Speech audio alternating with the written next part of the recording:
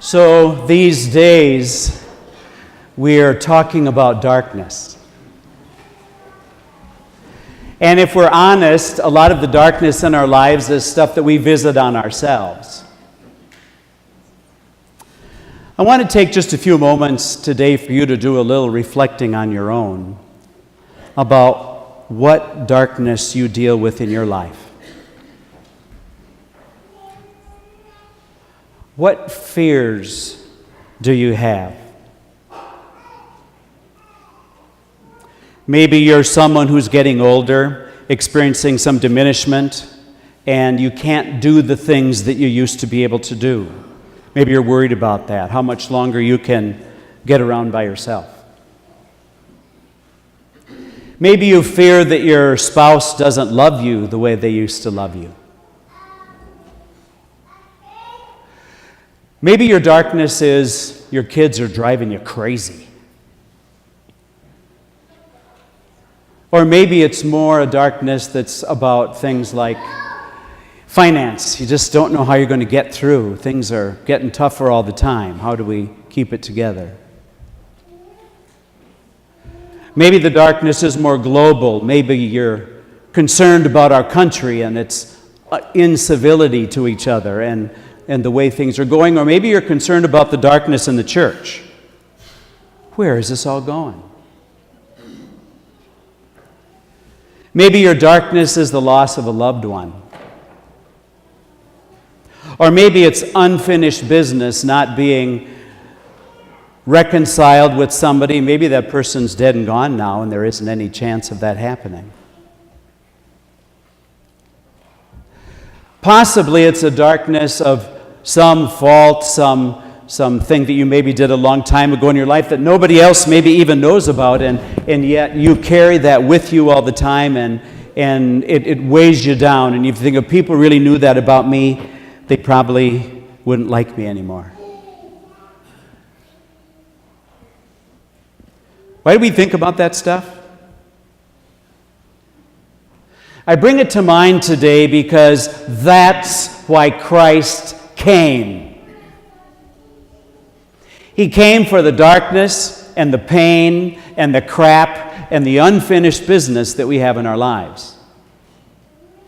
Unfortunately, I think that many of us were raised in a way of looking at life that says, well, I have this part of my life over here that's my Jesus part, and I go to church and I pray the rosary and I say my prayers and everything's yippee-skippy. But then I go back to really my everyday life that nobody else really knows about, and I can't really reconcile my church life with my other life because I got all this other stuff going on. And the thing of it is they should be the same. When we celebrate the coming of Jesus into the world, he came to bring light.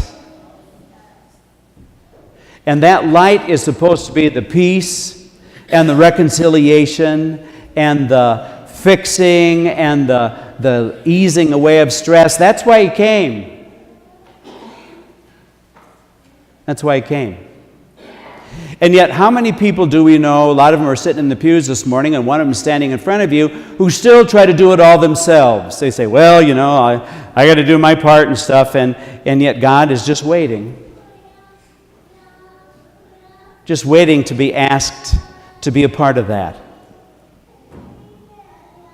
The biggest scourge of society today is loneliness.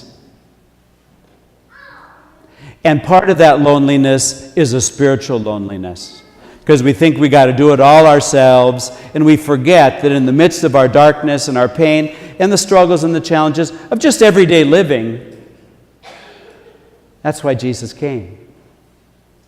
That's why we celebrate the birth of a squishy little baby in a not perfect setting, in an unusual pregnancy, and talk about pain and darkness. And isn't it amazing that those who found out about the child followed a light that should not be lost on us? In that dark sky, there was a light that shone. When we hear the scriptures say to us, you need to pick up your cross and follow me, that's just life. Picking up the fact that we don't always get along with our spouse or our family, or that we don't have a Leave It to Beaver family. Most of you are too young to know who Leave It to Beaver was. That's life. And that's why Christ came. And the more we try to keep him out of that, or to kind of pretend like I live my life like this and I have my own kinds of things, and I hope Jesus isn't a part of that so doesn't see this, we're kidding ourselves. Because the only reason the incarnation happened, the only reason that the Word made flesh occurred, the only reason that the Son of Man came into the darkness of our lives was to help us. Because there's no darkness in our personal lives that the light of Christ can illumine.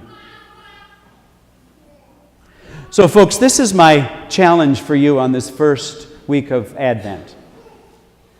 Every week we sing, longing for light, we wait in darkness. Longing for truth, we turn to you. Make us your own, your holy people, light for the world to see. I don't think that you have to think very long if you close your eyes and are quiet about what the darkness that you're carrying right now is. All I ask in this first week of Advent is that you let Christ in. It doesn't have to be pretty. It doesn't have to be eloquent. You just say, God, I can't do this myself. I need your light. I need your light. Now, of course, you cannot invite him in and continue to run around and bump into things in the dark and wonder why you're stubbing your spiritual toes. Or you can ask Christ into that darkness. That's why each week during the intercessions we'll sing, Christ be our light. Shine in our hearts. Shine through the darkness. Christ be our light. Shine in your church gathered today. There is no darkness that Christ cannot overcome.